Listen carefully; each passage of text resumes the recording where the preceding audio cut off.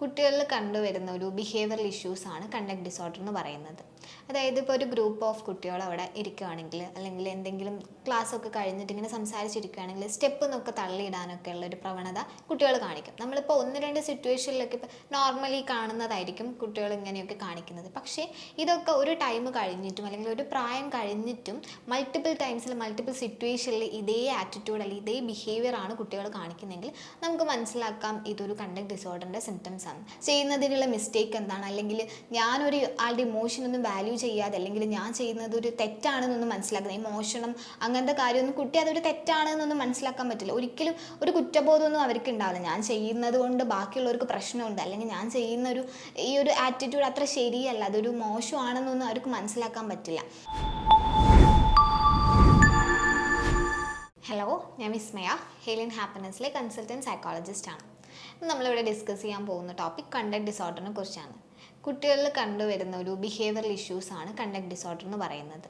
അതായത് ഇപ്പോൾ ഒരു ഗ്രൂപ്പ് ഓഫ് കുട്ടികൾ അവിടെ ഇരിക്കുകയാണെങ്കിൽ, അല്ലെങ്കിൽ എന്തെങ്കിലും ക്ലാസ് ഒക്കെ കഴിഞ്ഞിട്ട് ഇങ്ങനെ സംസാരിച്ചിരിക്കുകയാണെങ്കിൽ സ്റ്റെപ്പ് എന്നൊക്കെ തള്ളിയിടാനൊക്കെ ഉള്ള ഒരു പ്രവണത കുട്ടികൾ കാണിക്കും. നമ്മളിപ്പോൾ ഒന്ന് രണ്ട് സിറ്റുവേഷനിലൊക്കെ ഇപ്പോൾ നോർമലി കാണുന്നതായിരിക്കും കുട്ടികൾ ഇങ്ങനെയൊക്കെ കാണിക്കുന്നത്. പക്ഷേ ഇതൊക്കെ ഒരു ടൈം കഴിഞ്ഞിട്ടും അല്ലെങ്കിൽ ഒരു പ്രായം കഴിഞ്ഞിട്ടും മൾട്ടിപ്പിൾ ടൈംസിൽ മൾട്ടിപ്പിൾ സിറ്റുവേഷനിൽ ഇതേ ആറ്റിറ്റ്യൂഡ് അല്ലെങ്കിൽ ഇതേ ബിഹേവിയർ ആണ് കുട്ടികൾ കാണിക്കുന്നതെങ്കിൽ നമുക്ക് മനസ്സിലാക്കാം ഇതൊരു കണ്ടക്ട് ഡിസോർഡറിൻ്റെ സിംറ്റംസ് ആണ്. ഏതെങ്കിലും ഒരു ഡയഗ്നോസിസ് വെച്ചിട്ട് അല്ലെങ്കിൽ നമുക്കത് അങ്ങനെ ഒന്നും പറയാൻ പറ്റില്ല. ഞാൻ കുറച്ച് ക്രൈറ്റീരിയാസ് പറയാം, അതെല്ലാം വരുന്നുണ്ടെങ്കിൽ നമുക്ക് മനസ്സിലാക്കാം കുട്ടിക്ക് ഒരു കണ്ടക്ട് ഡിസോർഡർ ആണെന്നുള്ളത്. അതായത് ഇമോഷൻസിനൊന്നും ഒരു വാല്യൂ ഉണ്ടാവില്ല. കുട്ടി ഇപ്പോൾ ബാക്കിയുള്ളവർക്ക് എന്ത് ചിന്തിക്കും, അല്ലെങ്കിൽ ബാക്കിയുള്ളവരുടെ ഒരു ഫീലിങ്സിനൊന്നും അത്ര ഇമ്പോർട്ടൻസ് കൊടുക്കില്ല. ഇപ്പോൾ ഒരാളോട് എന്തെങ്കിലും മോശമായിട്ട് സംസാരിക്കുക, അല്ലെങ്കിൽ എന്തെങ്കിലും കാര്യം അവരുടെ അടുത്ത് പറഞ്ഞാൽ അത് അവർക്ക് ഹേർട്ട് ചെയ്യുമോ, അല്ലെങ്കിൽ അവരെ എത്രത്തോളം അത് ഇമോഷണലി ഡൗൺ ആക്കുന്ന കാര്യമാണെന്നൊന്നും മനസ്സിലാക്കാതെയായിരിക്കും ഇവർ പെരുമാറുക. ഇപ്പോഴും ബാക്കിയുള്ളവരെ പരിഹസിക്കാനും കളിയാക്കാനൊക്കെ ഭയങ്കര ഇഷ്ടമായിരിക്കും. അതിൽ ഭയങ്കര ഒരു ആനന്ദം കണ്ടെത്തുന്നവരായിരിക്കും കണ്ടക്ട് ഡിസോർഡറുള്ള കുട്ടികളെന്ന് പറഞ്ഞാൽ. അതുപോലെ തന്നെ നമുക്ക് കണ്ടക്ട് ഡിസോർഡറിലെ കുട്ടികൾക്ക് കണ്ടുവരുന്ന ഒരു വേറെ സിംറ്റം എന്ന് പറയുന്നത്, ഇത്തരം കുട്ടികൾക്ക് ഭയങ്കര ദേഷ്യമായിരിക്കും. അതായത് ഭയങ്കര സ്റ്റബേൺനെസ് കാണിക്കും, എല്ലാ കാര്യത്തിനും വാശിയായിരിക്കും. വാശി പിടിച്ച് എന്തും നേടിയെടുക്കാനായിട്ട് അവർ ശ്രമിക്കും.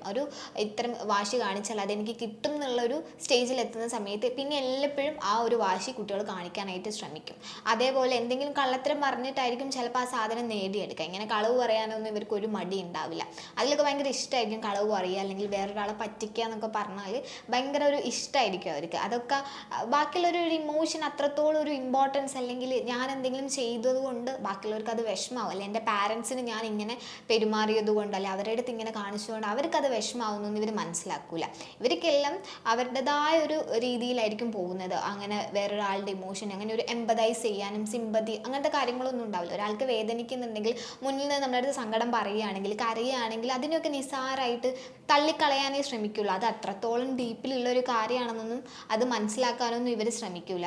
ജസ്റ്റ് അത് കേട്ടു അവിടുന്ന് പോകുകയെന്നല്ലാതെ അവർക്ക് വേണ്ടിയിട്ടൊന്നും സംസാരിക്കാൻ, അവരുടെ സൈഡിൽ നിന്ന് ചിന്തിക്കാനൊന്നും ശ്രമിക്കില്ല കുട്ടികൾ. ഇപ്പോൾ ഒരു ഫ്രണ്ടാണ് അടുത്ത് വന്ന് കൂടെ പഠിക്കുന്ന ഒരു കുട്ടി എന്തെങ്കിലും കാര്യം പറഞ്ഞാൽ പോലും അത് കേട്ട് അവിടെ ഇടുകയെന്നല്ലാതെ അതിൻ്റെ അപ്പുറത്തേക്ക് അവർക്കൊരു സപ്പോർട്ട് കൊടുക്കാനൊന്നും നിൽക്കില്ല. ചിലപ്പോൾ പറഞ്ഞ് പരിഹസിക്കാനോ അല്ലെങ്കിൽ കളിയാക്കാനേ ശ്രമിക്കും. നല്ല രീതിയിലുള്ളൊരു പരിഹാസം ഇവർ ബാക്കിയുള്ളവർക്കൊക്കെ കൊടുക്കും, നല്ലോണം കളിയാക്കാനായിട്ട് ശ്രമിക്കും. അതൊക്കെ ഭയങ്കര ഇഷ്ടമായിരിക്കും. അപ്പം തന്നെ എല്ലാ കാര്യത്തിലും അവർ ഈ ഒരു ആറ്റിറ്റ്യൂഡ് കാണിച്ചുകൊണ്ട് തന്നെ ഇരിക്കും കുട്ടികൾ. പ്രധാനമായിട്ട് നമുക്ക് കണ്ടുവരാം, ഇപ്പോൾ ക്ലാസ് റൂമിലൊക്കെ ആണെങ്കിൽ ഇപ്പം അടുത്തിരിക്കുന്ന ഒരു ഫ്രണ്ടിൻ്റെ ബാഗിൽ നിന്ന് എന്തെങ്കിലും കാര്യമൊക്കെ എടുത്ത് ഇയാളുടെ ബാഗിൽ വയ്ക്കും. ഇപ്പോൾ വീട്ടിലെത്തിയ സമയത്ത് ഇപ്പോൾ അമ്മ ചോദിക്കുകയാണെങ്കിൽ പോലും ഇതിപ്പോൾ എൻ്റെ തന്നെയാണെന്ന് പറയാനേ ശ്രമിക്കും, അല്ലെങ്കിൽ ഞാൻ എടുത്തതാണ്, അല്ലെങ്കിൽ അറിയാതെ എൻ്റെ ബാഗിൽ ആ കുട്ടി ഇട്ടതാണെന്ന് പോലും പറയില്ല. ചിലപ്പോൾ സത്യം പറഞ്ഞാൽ അവിടെ ഒന്നും സംഭവിക്കുന്നുണ്ടാവില്ല. ഇപ്പോൾ അങ്ങനത്തെ സിറ്റുവേഷൻ ആണെങ്കിൽ പോലും ഇവർ സത്യം പറയാൻ മടിക്കില്ല. പിന്നെ ഇതുപോലെ മോഷണമൊക്കെ നല്ല രീതിയിൽ കാണും. ഇപ്പോൾ വീട്ടിൽ നിന്ന് കത്തിയാണെങ്കിലും അതെടുത്ത് ബാഗിലിട്ട് സ്കൂൾ കൊണ്ടുപോകാനായിട്ട് ശ്രമിക്കും. ഇപ്പോൾ ക്ലാസ് റൂമിൽ കുട്ടികൾ തമ്മിൽ എന്തെങ്കിലും വഴക്കൊക്കെ ഉണ്ടെങ്കിൽ ആ ഒരു ദേഷ്യം തീർക്കാനായിട്ട് ബാഗിൽ കത്തി അല്ലെങ്കിൽ ബ്ലേഡ് അതുപോലെയുള്ള സാധനങ്ങൾ എന്തെങ്കിലും ബാഗിൽ ഒളിപ്പിച്ച് വെച്ച് കൊണ്ടുപോകാനും ശ്രമിക്കും. ഇപ്പോൾ ടീച്ചർ അത് പിടിച്ച് ചോദിച്ചാൽ പോലും സമ്മതിക്കില്ല, ഞാനത് എടുത്തു കൊണ്ടുവന്നതാണ് എന്നൊന്നും സമ്മതിക്കില്ല. അത് അറിയാതെ വന്നത്, അല്ലെങ്കിൽ വേറെ ആരോ ബാഗിൽ അത് ഇട്ടത് എന്ന് പറയാൻ ഇവർ തയ്യാറാവുള്ളൂ. അല്ലാതെ സ്വന്തം തെറ്റ് ഏറ്റു പറയാനൊന്നും എത്ര നമ്മൾ നിർബന്ധിച്ചാൽ, എത്ര ഒരു പണിഷ്മെൻറ്റ് അവർക്ക് കൊടുത്താലും അവരതിനത്രത്തോളം വില്ലിങ് ആവണമെന്നില്ല. അത് അയാളുടെ ഒരു ബിഹേവിയറൽ ഇഷ്യൂ ആണ്.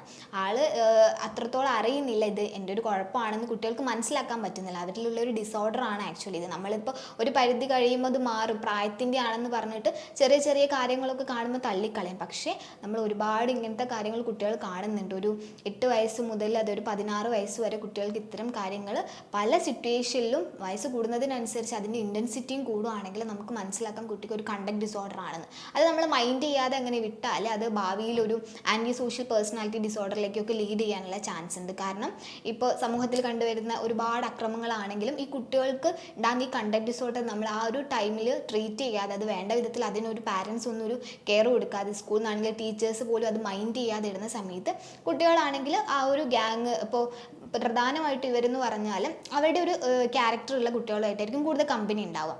അതായത് ഇപ്പോൾ നല്ല വികൃതിയായിരിക്കും ഇവർക്ക് പൊതുവെ. ഒരു റൂളും അവർ ഫോളോ ചെയ്യില്ല. ഇപ്പോൾ ക്ലാസ്സിൽ ടീച്ചർ ഇപ്പോൾ സംസാരിക്കരുത് എന്ന് പറഞ്ഞാൽ സംസാരിച്ചുകൊണ്ടിരിക്കാനായിരിക്കും കൂടുതൽ ടെൻഡൻസി കാണിക്കുക. അതുപോലെ തന്നെ വീട്ടിലിപ്പം സ്കൂൾ പറഞ്ഞേക്കുന്ന സമയത്താണെങ്കിൽ വെൽ ഡ്രസ്ഡ് ആയിട്ട് പോകാൻ പറഞ്ഞാൽ അത് ചെയ്യില്ല, അതിന് നേരെ എഗെയിൻസ്റ്റ് ആയിട്ടായിരിക്കും ചെയ്യുക. അതുപോലെ പല സിറ്റുവേഷനിലും ഇവർ റൂൾസ് ഒന്നും പാലിക്കാതെ ആയിരിക്കും പോവുക. അപ്പോൾ ക്ലാസ് റൂമിലാണെങ്കിൽ ഭയങ്കര ഡിസ്റ്റർബൻസ് ആയിരിക്കും ഉണ്ടാക്കുക, ഒന്നും അനുസരിക്കുക, അങ്ങനത്തെ ഒരു കാര്യങ്ങളും അവർ ഫോളോ ചെയ്യില്ല. അതുപോലെ തന്നെ നമുക്ക് ഈ കണ്ടക്ട് ഡിസോർഡറുള്ള കുട്ടികൾ കാണുന്നതാണ്, ഇവർ മെയിനായിട്ടും കമ്പനി കൂടുക ഇവരെ അതേ സ്വഭാവമുള്ള കാറ്റഗറിയിലെ കുട്ടികളായിരിക്കും. ഇപ്പോൾ ക്ലാസ്സിൽ ചിലപ്പോൾ ഇവർക്ക് നല്ല ഫ്രണ്ട്സ് ഉണ്ടാവും, ചിലപ്പോൾ വീടിൻ്റെ അടുത്തൊക്കെ നല്ല കുട്ടികളൊക്കെ ഇവരെ അടുത്ത് എല്ലാ റൂൾസും ഫോളോ ചെയ്യുന്ന നല്ല രീതിയിൽ പോകുന്ന കുട്ടികളുണ്ടെങ്കിൽ ഇവരെപ്പോഴും ഇവർക്ക് ഒരു ആപ്റ്റായിട്ട് തോന്നുന്നത് കുറച്ച് ഇങ്ങനെ വികൃതിയൊക്കെ കാണിക്കുന്നത്, ഭയങ്കര ഹൈപ്പറായിട്ടുള്ള, അതുപോലെ ഇവരെ പോലെ എന്താ പറയുക ബാക്കിയുള്ളവരെ കുറച്ചൊന്ന് പരിഹസിക്കുകയും കളിയാക്കുകയും കുറച്ചൊക്കെ ഒരു കള്ളത്തരം കാണിക്കുകയും അങ്ങനത്തെ ഒരു ടൈപ്പ് കുട്ടികളായിരിക്കും. ചിലപ്പോൾ ഇവരെ ക്ലാസ്സിൽ അങ്ങനെ ഇല്ലെങ്കിൽ സീനിയേഴ്സ് ആണെങ്കിലും റോഡ് സൈഡിലൊക്കെ അങ്ങനെ ആരെങ്കിലുമൊക്കെ ഇവരുടെ അടുത്ത് കമ്പനി കൂടാൻ വരുമ്പോൾ അല്ലെങ്കിൽ ഇവരങ്ങോട്ട് കമ്പനി ആവാനുള്ളൊരു ടെൻഡൻസി കൂടുതലാണ്. പിന്നെ അവരുടെ കൂടെ കൂടി കുറച്ചും കൂടെ ആ ഒരു ബിഹേവിയർ വഷളാവാനേ ചാൻസ് ഉള്ളൂ. അതുകൊണ്ട് തന്നെ ഇവർക്ക് ഒരു ആൻറ്റി സോഷ്യൽ പേഴ്സണാലിറ്റി ഡിസോർഡർ ഒക്കെ ഉണ്ടാവാനുള്ള ചാൻസ് വളരെ കൂടുതലാണ്. കാരണം നമ്മൾ വീട്ടിൽ നിന്ന് ശ്രദ്ധിക്കുന്നില്ല, ക്ലാസ് റൂമിൽ നിന്ന് ശ്രദ്ധിക്കുന്നില്ല, ടീച്ചർ അത്രത്തോളം കെയർ കൊടുക്കുന്നില്ല. ആ സമയത്ത് കുട്ടികളുടെ ഒരു ഗ്യാങ് എന്ന് പറഞ്ഞാൽ ഈ ഒരു ഗ്രൂപ്പ് ഓഫ് കുട്ടികളുടെ കൂടെ ആയിരിക്കും. അപ്പോൾ അവർ വീണ്ടും ആ ഒരു ബിഹേവിയർ വളർത്തിയെടുക്കുകയാണ് ചെയ്യുന്നത്. അവരെ പ്രായത്തിലുള്ള കുട്ടികളില്ലെങ്കിൽ അവരുടെ സീനിയേഴ്സ് ആയിട്ടുള്ള ആൾക്കാരുടെ കൂടി കമ്പനി ആയിട്ട് അവരുടെ കൂടെ അതേപോലെ നടക്കാനായിട്ട് ശ്രമിക്കുക. അതേസമയം കുട്ടികൾക്ക് മനസ്സിലാക്കാൻ പറ്റുന്നില്ല ചെയ്യുന്നതിനുള്ള മിസ്റ്റേക്ക് എന്താണ്, അല്ലെങ്കിൽ ഞാനൊരു ആളുടെ ഇമോഷനൊന്നും വാല്യൂ ചെയ്യാതെ, അല്ലെങ്കിൽ ഞാൻ ചെയ്യുന്നത് ഒരു തെറ്റാണെന്നൊന്നും മനസ്സിലാക്കുന്നത്, ഇമോഷനും അങ്ങനത്തെ കാര്യമൊന്നും കുട്ടി അതൊരു തെറ്റാണെന്നൊന്നും മനസ്സിലാക്കാൻ പറ്റില്ല. ഒരിക്കലും ഒരു കുറ്റബോധമൊന്നും അവർക്ക് ഉണ്ടാവില്ല. ഞാൻ ചെയ്യുന്നത് കൊണ്ട് ബാക്കിയുള്ളവർക്ക് പ്രശ്നമുണ്ട്, അല്ലെങ്കിൽ ഞാൻ ചെയ്യുന്ന ഈ ഒരു ആറ്റിറ്റ്യൂഡ് അത്ര ശരിയല്ല, അതൊരു മോശമാണെന്നൊന്നും അവർക്ക് മനസ്സിലാക്കാൻ പറ്റില്ല.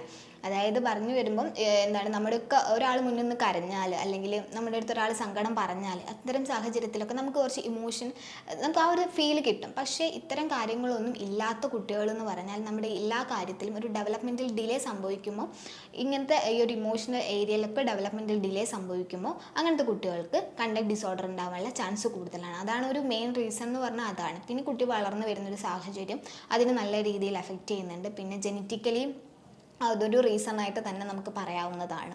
ഇത്രയും കാര്യങ്ങളാണ് ഒരു കണ്ടക്ട് ഡിസോർഡർ ഉണ്ടാവാനുള്ള ഒരു കാരണം എന്ന് പറഞ്ഞാൽ. അതേപോലെ മോഷണം എന്ന് പറഞ്ഞാൽ, മോഷണം ഇപ്പം അടുത്ത വീട്ടിലുള്ള എന്തെങ്കിലും സാധനമാണെങ്കിൽ അത് ഇപ്പോൾ അവിടെ വീട്ടിലോട്ട് ഇടയ്ക്കിടയ്ക്ക് പോകുന്ന സമയത്ത് കുട്ടി അത് എടുക്കാനുള്ളൊരു ടെൻഡൻസി കാണിക്കും. എടുത്തു കഴിഞ്ഞാൽ അത് പറയത്തില്ല, ഒരിക്കലും എത്ര ചോദിച്ചാലും പറയില്ല. ഇപ്പോൾ സ്വന്തം വീട്ടിൽ നിന്നാണെങ്കിൽ പോലും ചെറിയ എന്തെങ്കിലും സാധനം എടുത്താൽ പറഞ്ഞ ഒരു കുഴപ്പവും ഉണ്ടാവില്ല, പക്ഷേ അവർ പറയില്ല, പറയാനായിട്ട് ഒരു ശ്രമം പോലും നടത്തില്ല, എത്ര തന്നെ നിർബന്ധിച്ചാലും അവർ പറയില്ല.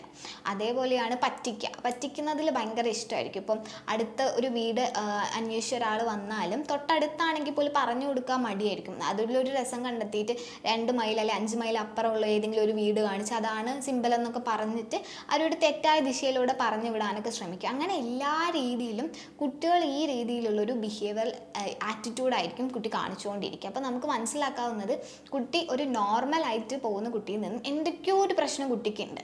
അപ്പോൾ അതെന്താണെന്ന് നമ്മളൊരു സൈക്കോളജിസ്റ്റിനെ കൺസൾട്ട് ചെയ്യുകയാണ് വേണ്ടത്. ഇപ്പോൾ നമ്മുടെ ചുറ്റും ഉണ്ടാവും ഇതുപോലത്തെയൊക്കെ കുറേ ബിഹേവിയറൽ ഇഷ്യൂസ് കാണുന്ന കുട്ടികൾ. പക്ഷേ അതൊക്കെ ഇത്രയും ക്രൈറ്റീരിയ ആ കുട്ടികൾക്കുണ്ടോ, അല്ലെങ്കിൽ ഒരു 8 വയസ്സ് മുതൽ 16 വയസ്സ് വരെ കുട്ടി ഇങ്ങനെ കാണിച്ചുകൊണ്ടിരിക്കുന്നുണ്ടോ, മൾട്ടിപ്പിൾ ടൈംസ് മൾട്ടിപ്പിൾ സിറ്റുവേഷനിലാണ് കുട്ടി കാണിക്കുന്നതെന്നൊക്കെ നമുക്ക് മനസ്സിലാക്കിയാൽ പറയാൻ പറ്റും ഇതൊരു കണ്ടക്ട് ഡിസോർഡർ ആണോ അല്ലയോ എന്നുള്ളത്. ഏതെങ്കിലും ഒരു ക്രൈറ്റീരിയ വെച്ചിട്ട് നമുക്ക് ഒരിക്കലും അതൊരു കണ്ടക്ട് ഡിസോർഡർ ആണെന്ന് പറയാൻ പറ്റില്ല. ഇത്രയും കാര്യങ്ങൾ ഒരു കുട്ടിയിൽ കണ്ടുവരുന്നുണ്ട്, അതും പല സിറ്റുവേഷനിലാണെങ്കിൽ ഇതൊരു കണ്ടക്ട് ഡിസോർഡർ ആണെന്ന് പറയാം. ഓക്കെ, ഇതുപോലുള്ള ഒരു ഇൻഫോർമേറ്റീവ് വീഡിയോയുമായി നമുക്ക് വീണ്ടും കാണാം. താങ്ക്